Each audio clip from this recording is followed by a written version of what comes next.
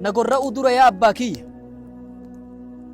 أبلي تولشي قري يدين أكا أبلين كي نركسي أني أزان تاني ويتنقلوا دينتو فولكي أنا قنبسي harkaa fi luka kiyya tolchii na hidhi akka ani wixxifadhee si harkaan baane ajajni akka waan shaaworii seene fakkaata jedhan nabi Ciisan jidduu kana hucci wal qabataa rifannoota wajji harganaa karaa kana kuskusaa fiide jedhan haati nabi Ismaa'il.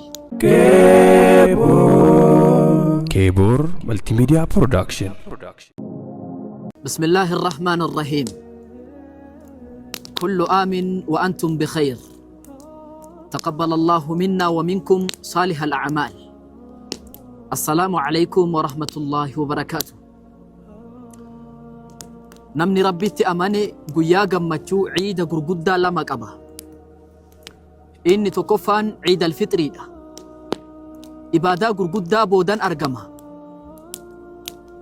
قرا قيا بيلا أولي هل كان أبتا بولي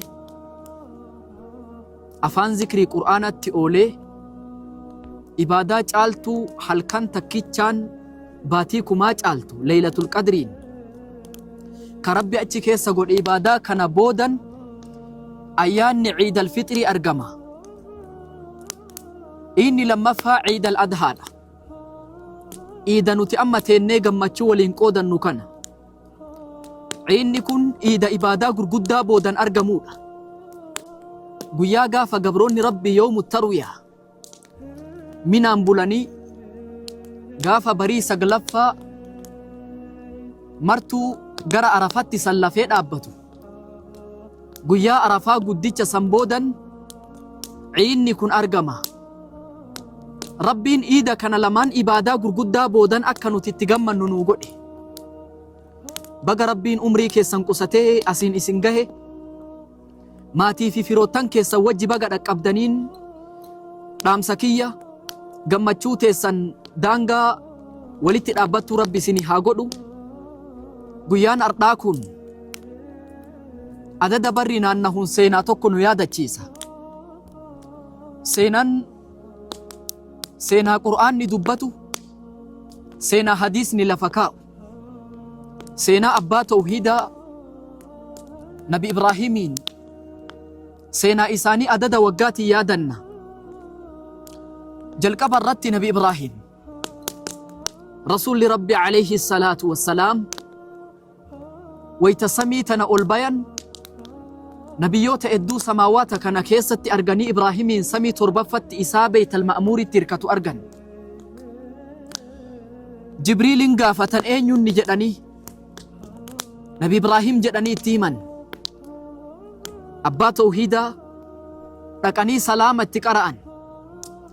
مرحبا بالابن الصالح بقى نقان رفت يا المكية قاري جدني سمة ويت رسول أتشرى ديبي أن أقرئ مني أمتك السلام ويت أمتك يتتأتي ديبيتو سلامتنا قرأي جد النبي إبراهيم عليه السلام قافتو كتاني أنبيوته الدرة دبة Nabi Muusaa wayta sifa isaanuu himan yabbuudha jedhan Muusaan faka'annamaa min rijaali shanu'a dhiira warra Yamanii fakkaata jedhan. Nabi Ciisan rifeensa guddaa qaba. فإذا طأطأ قطر من رأسه مثل حب الجومان كاللؤلؤ wayta gadi jedhu bishaan warqii fakkaatutu irraa cooba jedhan.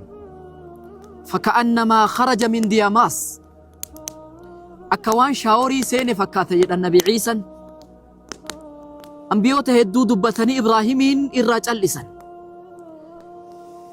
صحابوني أسيت قافيتو كوكاسا يا رسول الله أوصف لنا إبراهيم نبي إبراهيمين صفة إسانون همني من وصف جدني قافة فقال انظروا إلى صاحبكم يو إبراهيم لالو بربادن أنو ملالا أنا في إبراهيم والفكان رسول ربي عليه الصلاة والسلام أملك يستي والفكاتا fuula keessatti illee wal fakkaatan, jaalalloota rabbii ta'uu keessatti illee wal fakkaatan. Ambiyoota keessaa namni rabbiin jaalallee godhate Nabi Ibraahimii fi Nabi Muhammadi. واتخذ الله إبراهيم خليلا. ربين إبراهيمين جالالله قدتي، نبي محمد اللي جالالله قدتي صلوات ربي وسلام عليه. نبي إبراهيم هاتي من إساء هاجري في سارا هنا فنجدو جرت أرقمنان دبي كان الدباس في هاجرين قبتي برابئ هاجر ويتباتو sabbata duyda isitti hidhattee lafti gammoojjiidha. Akka masaanuun isii faana dhooftee karaa isitti hin geenneef sabbata lafirra harkisti jedhan. Dubartii keessaa namni yeroo jalqabaatiif sabbata hidhate haadha Nabi Ismaa'eel Haajara. Sabbata hidhattee baate qalqalloo lama fudhatte. Takka timira itti fudhattee takka bishaan itti fudhatte. Nabi Ibraahim qabatee ittiin bahe.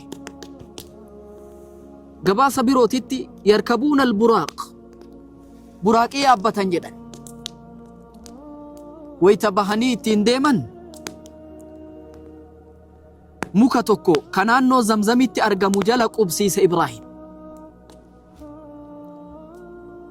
Laga namni hin jirre, bakka namni tokko hin qubanne, namni itti booharaniif namni abdatan tokko hin jiru.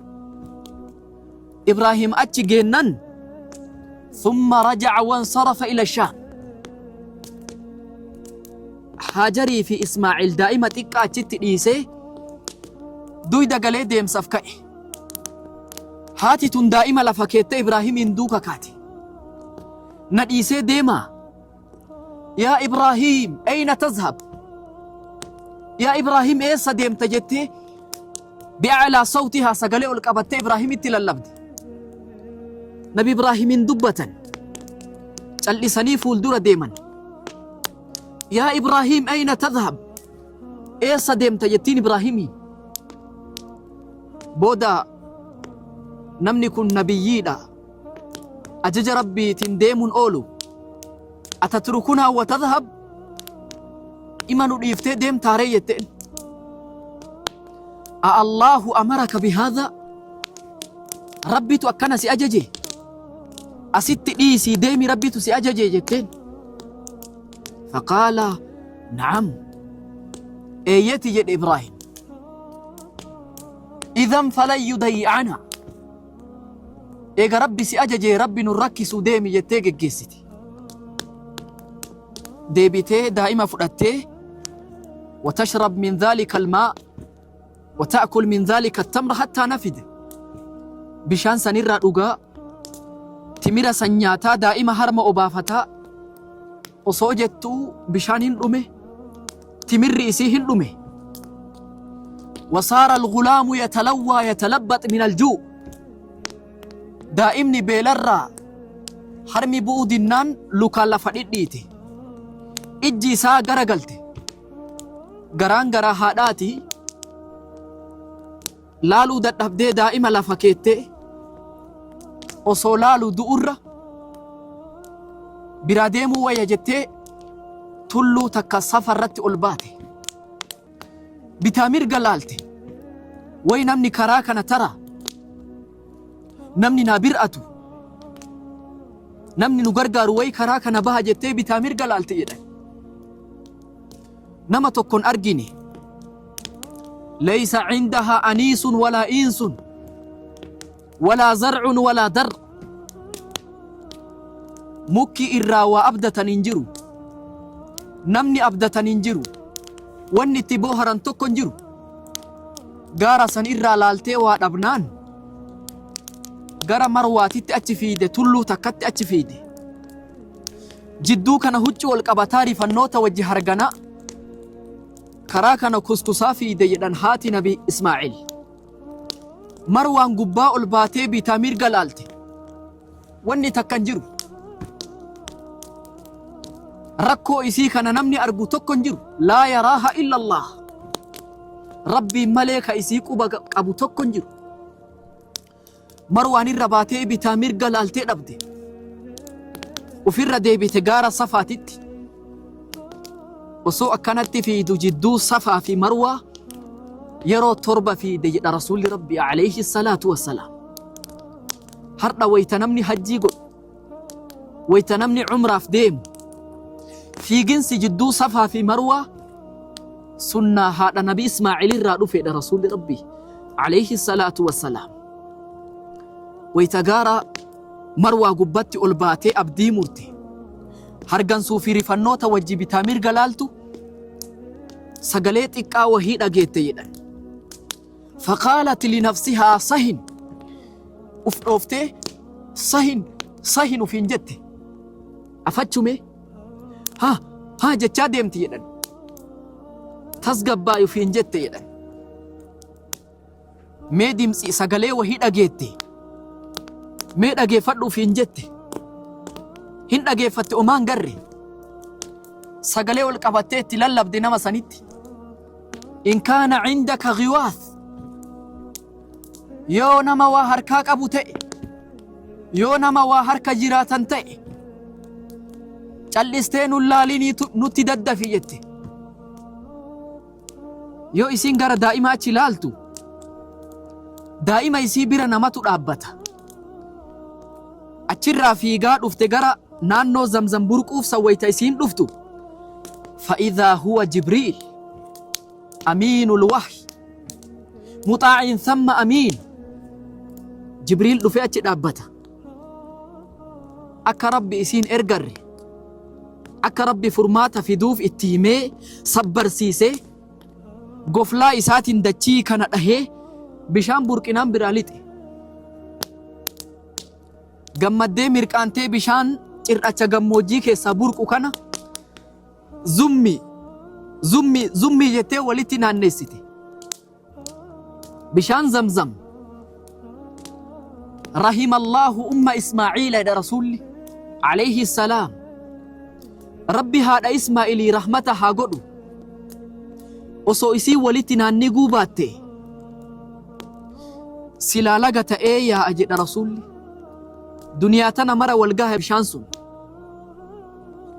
osoo haati nabi Ismaaciil bishaan kana walitti naannessuu baatte bishaan kun laga ta'ee yaa'a jedha rasuulli rabbi alayhi salaatu wassalaam.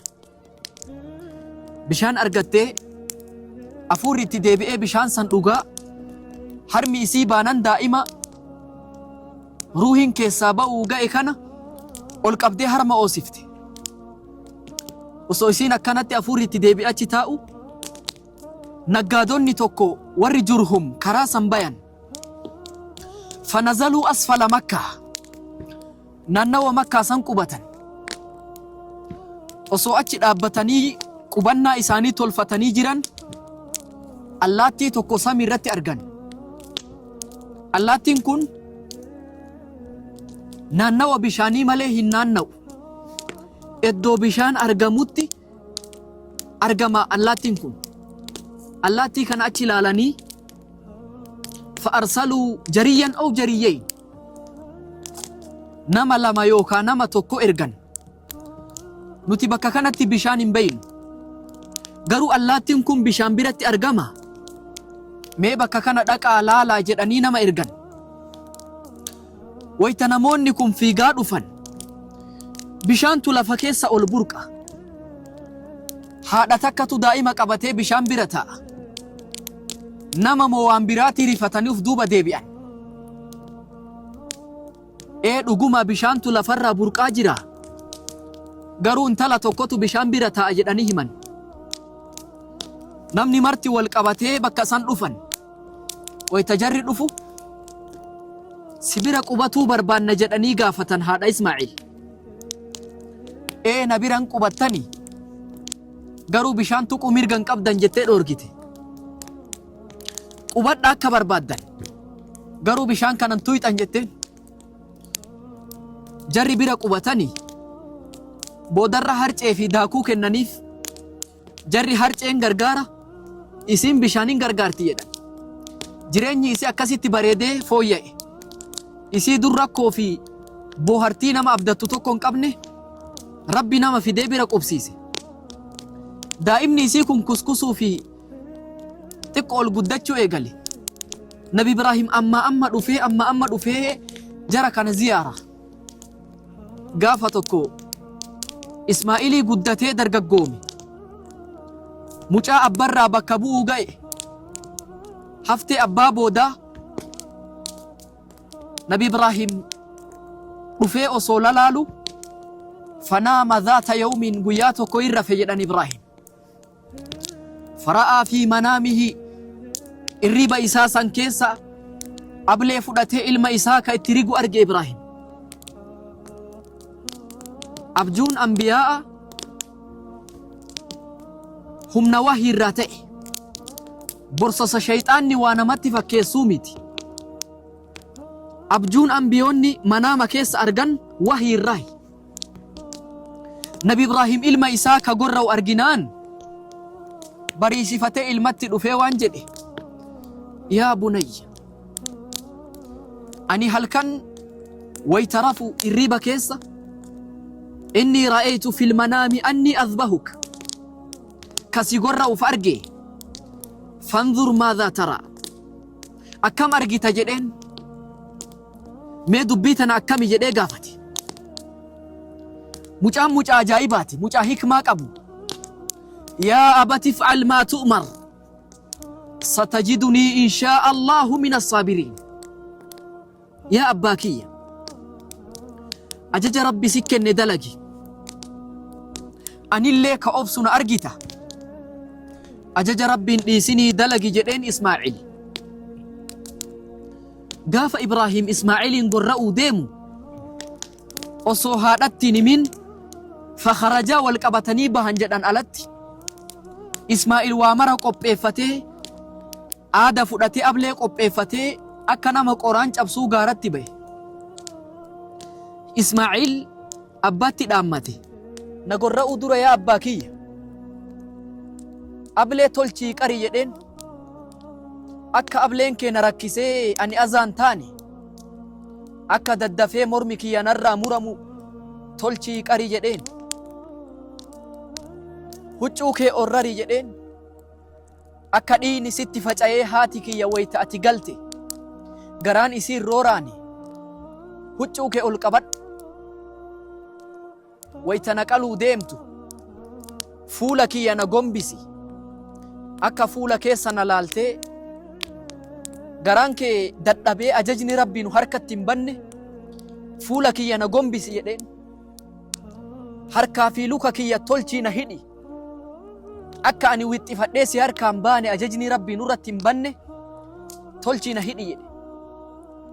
nabi Ibraahim tolfatee waa mara qopheeffatee watallahu liljabiin, kallacha Ismaa'il gara galchee duubarraa itti eegale. gaafa ablee fuudhee itti eegalu ableen qaruu didde. maal taate jedhaa itti deebisa, muruu didde waa takka. dubbiin isa dhibee osoo inni akkanatti itti rigu rabbi lallaba wahii itti baase. yaa Ibraahim qad saddaqta ru'ya, dhugumatti ajaja nuti si kennine dhugoomsitee jirta. wa Ibraahiima alladhii waffa, Ibraahimii ajaja kenna dhibbaa dhibbatti guute jedhe rabbi. akkasitti faarsa Ibraahimii. boodarra bakka nabi Ismaa'il san wafadaynaahu bidhibhin adhiim, hoolaa jannata keessatti qallabamee dallabame san rabbi bakka Ismaa'il buuse. adada barri naannahee jiini zulhijjaa dhufee guyyaa ciidaa kana wayta nurra dhufu nuti wayta qalannee foon nyaannu Ismaa'ilii yaadanna. wayta harama dhaynee maqaama nabi Ibraahim duuban salaannu Ibraahimii yaadanna. wayta zamzamiin qicannee dhuynu Haajarii yaadanna. guyyoonni kun guyyaa yaadannoo san uf keessaa qabu. nabi Ibraahim ilma isaa wareeguufillee uf kenne. qaddama maalahu liddiifaan, qabeenya isaa keessummaa dhangalaase. gaafa keessummaan itti dhufte mirgoo ofii fuudhee qale. Wajismahu linniiraan, qaama isaa ibiddaa kenne Ibraahim. Qaamni isaa ibiddatti darbame. Wawaladahu lilqurbaan, ilma isaa ablee kenne. Yaa Allah, abuljazmi walhazm, abbaa murannoo fi kutannooti. Adda barri naannahuun isaa yaadanna, seenawwan isaanii abdii namatti godha. Nabi Ibraahim galata nurraa qaban, Rabbi nurraa haa kafalu. Adda barri naannahee akkanatti nurra gahe kanaan yaadannoo guyyaa ciida akkanatti gammachuu qoodannu seenaa Nabi Ibraahimii fi Ismaa'ilii yaadanna. Seenaa kanaan booharaa, ollaa keenna yaadataa, foon qalanne miskiinaa raabsaa, kaan ol kaayyataa, kaan nyaataa, ciida keenna haa dabarsinu. Ciida gammachuu, ciida quufaa, ciida barakaa. Nuhii yeroo kamuu gammachuu fi fayyaa qabu barri nutti haa naanna'uun rabbii keenna irraa walii kadhanna. Wassalaamu alaykum wa rahmatullaahi wa barakaatuh.